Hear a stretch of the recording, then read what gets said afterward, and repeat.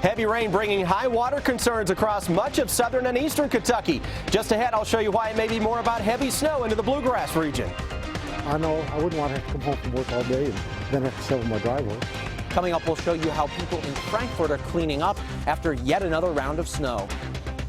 A man is accused of attacking 3 EMS workers after they found him in one of their ambulances. The subject was pretty well fighting, pretty strong, trying to get out.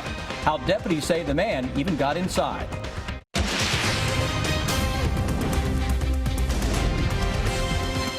WKYT News starts now with First Alert Weather. Good evening. The snow has moved out and the rain has moved in. The next part of our winter storm is here. And behind all of this rain, we are tracking more snow. Our WKYT First Alert Severe Weather Day continues. We begin with Chief Meteorologist Chris Bailey and an early check now of the latest forecast. Yeah, going to crank up again out there this evening, guys. We're getting the heavy rain now. Temperatures are going to drop just enough behind an area of low pressure that is strengthening to our south and heading toward the Smoky Mountains, and that's usually a track that can deliver some big snows around here. Problem, the temperatures have risen out there tonight ahead of a little system diving in across parts of the Plain States. That's the low pressure that has a ton of juice with it. Now, you mentioned the possibility of flooding, and yes, indeed, we're watching eastern and southeastern Kentucky, where we have a flood watch that is out through tonight. Then the possibility of a heavy snow band setting up across central and eastern Kentucky. Winter weather advisory, fully expect some of this to be upgraded to a winter storm warning as we go into later this evening. So here's what I'm tracking. Flood threat south and east. That heavy snow band that will be very wet in nature will set up somewhere across central and eastern Kentucky with significant totals in a narrow stripe.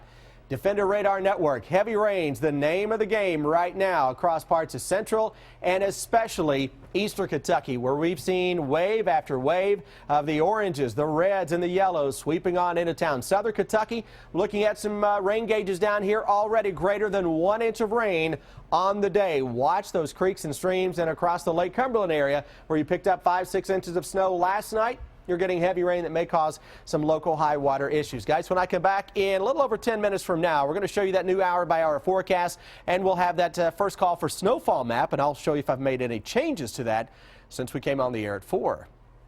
Chris, thank you. Today's weather helped road crews in southeastern Kentucky clear snow from the roadways this morning. As the rain continues to fall, areas that saw about 5 inches of snow are now seeing it melt.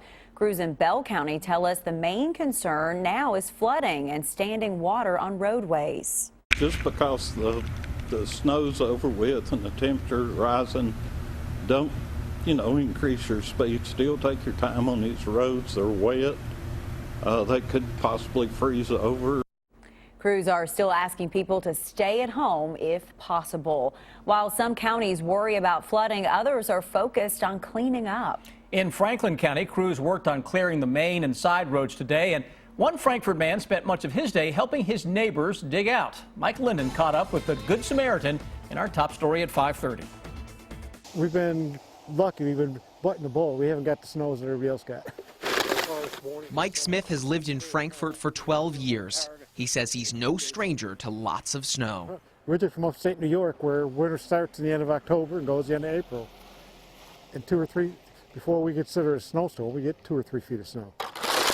He says this is the most snow Franklin County has seen all season, so he's taking action. Smith says while his neighbor was at work, he decided to come out and shovel her driveway and sidewalk.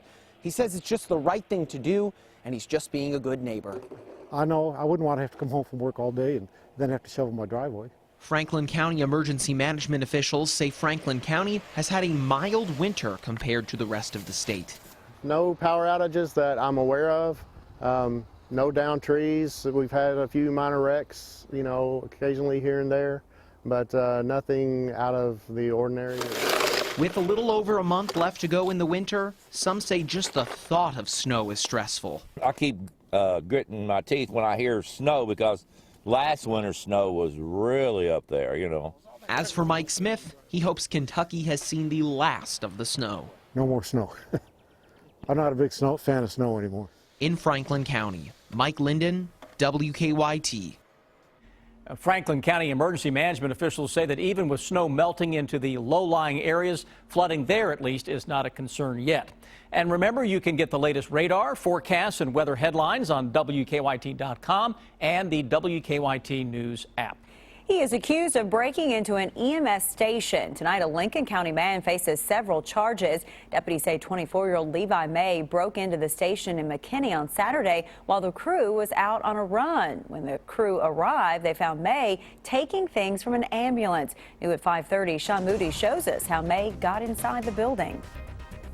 The Lincoln County Sheriff says this is the first time he can recall someone ever breaking into an EMS station. He says the man stacked up a couple of buckets here to get up to that window and pry it open.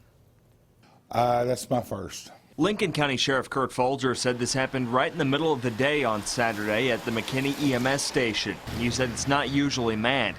Dispatch got a call that someone thought a person might have broken in, so the paramedics and EMTs headed that way. Once they entered the building, they located a subject that was inside of the one of the EMS vehicles. The sheriff said the man in the back of the ambulance was Levi May. He said the workers tried to stop him from leaving while a deputy headed that way. There was 3 of them down there, and this subject was pretty well fighting, pretty strong, trying to get out. When the deputy arrested him, Folger said they found non-narcotic items from the ambulance on him, as well as some pain pills. We located some items that was on his person to lead us to believe that he possibly was on some type of drug whenever he done this.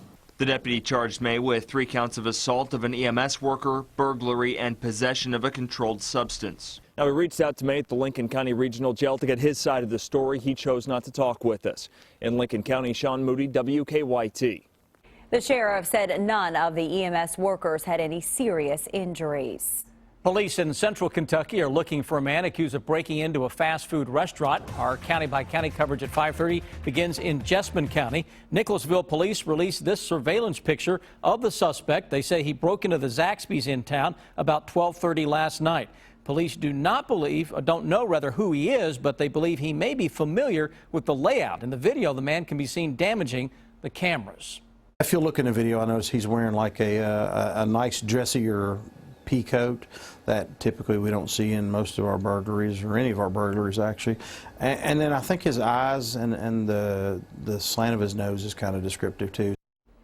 Now, police say the man got away with some cash that was in the office.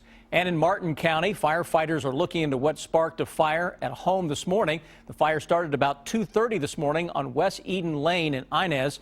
Firefighters say there were no hydrants in the area, so they had to put a supply line in a pond near the home. Crews were able to keep the fire contained to the attic. The home did have some fire and water damage. The small town of Rabbit Hash, Kentucky has been busy the last couple of days, but not for a good reason. A 184-year-old general store in the town was destroyed over the weekend by fire. That store was on the National Register of Historic Places. No one was injured during the fire, but people who came back to see the building say it's a painful sight. You see all these people, some of them we know, some of them we've never seen before in our lives, but this little store meant something to them, and it meant something to us. A GoFundMe page has already raised more than $35,000 for Rabbit Hash General Store. The Historical Society says they plan to rebuild. Gas prices continue to fall, and while that has many Americans celebrating, some industries are getting hit hard, including the recycling business. Low oil prices have led to big savings at the gas pumps. I'm thrilled. It's nice when I can fill up for under 20 bucks. But what's good news for millions of American drivers is bad news for recycling centers. All recycling is impacted by low energy costs. Plastic in particular, because of course plastic is made from oil. And with oil prices so low, plastic makers are finding it cheaper to make new plastic from oil instead of recyclables.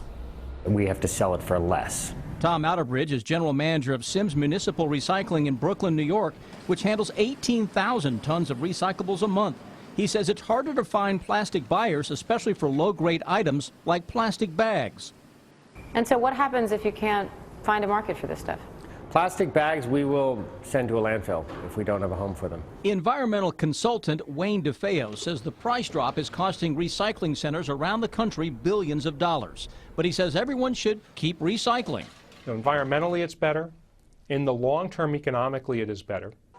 DeFeo points out that oil prices will eventually go up, and when they do, so will the value of recyclables. Analysts are describing this as one of the worst oil gluts in history, pushing prices to their lowest levels in more than a decade. But oil prices were up 2% today to about $34 a barrel. Kentucky Senator Mitch McConnell has some words for the president when it comes to naming the next Supreme Court justice. And Coach Calipari will be the guest speaker at the governor's prayer breakfast. Bill Bryant has details on the bottom line. Good evening. It's a federal holiday, but that did not keep politics from swirling around Washington with Kentucky Senator Mitch McConnell on one side and President Obama on the other. It comes after the sudden death of U.S. Supreme Court Justice Antonin Scalia over the weekend. President Obama is vowing to nominate a new justice, and McConnell and most Republicans say he should wait and let the next president do that, the one who takes over next January. Even if the president names a nominee, the speculation in Washington is that any confirmation hearings would be put off for several months. Scalia's death was in the forefront in another tough Republican presidential debate over the weekend. The candidates clashed over policy and their records, and former President George W. Bush is taking to the campaign trail in South Carolina this evening for his brother Jeb. W. will attend a rally in North Charleston along with his wife Laura. The Kentucky legislature was off for President's Day, but members return early tomorrow, continuing to debate the budget and other issues. Also this week, higher education leaders plan to highlight the importance of public universities and community colleges. Last week, UK President Eli Capilouto testified that cuts proposed by Governor Bevin would hurt all areas of the flagship university. The governor says he is having to make cuts to put money into retirement funds. And UK's most visible person will be in Frankfort early tomorrow. Fresh off his ejection from the South Carolina game, Coach John Calipari will be the featured speaker at the governor's prayer breakfast. That event starts at 7:30 in the morning at the Frankfort Convention Center. Bill Bryant, WKYT. U.S. Senator Rand Paul planning his first big trip across Kentucky since ending his presidential campaign. Senator Paul will visit 18 cities in 4 days this week. He will start in Scottsville tomorrow and will make his way to central Kentucky on Friday and Saturday morning. Senator Paul says during his trip he will discuss helping Governor Bevin get a waiver from the federal government to begin changing Medicaid recipients for their health insurance. Paul is favored to win the Republican nomination. Lexington Mayor Jim Gray is favored to win the Democratic nomination.